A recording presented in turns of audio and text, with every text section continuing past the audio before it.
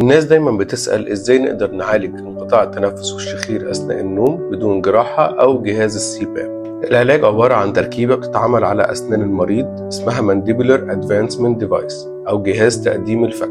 حضرتك بتركبها على الأسنان قبل النوم وبتشيلها لما تصحى. التركيبة بتخلي الفك اللي تحت طالع لقدام شوية، وده بيشد اللسان لقدام وبيمنع رجوعه لورا، فيمنع الشخير وانقطاع التنفس أثناء النوم.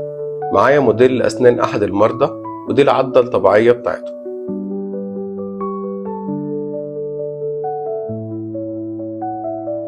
قطعة للأسنان العلوية وبتتركب بالطريقة دي،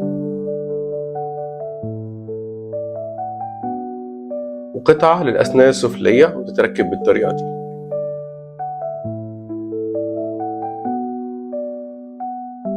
وده بيكون شكلها لما بيحط القطعتين مع بعض.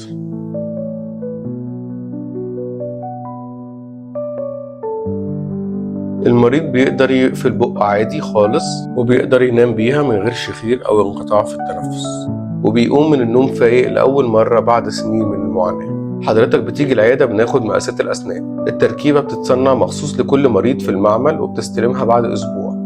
المانديبولار ادفانسمنت ديفايس حاصل على ال FDA approval. كل تأخير في العلاج بيهدد جودة حياتك.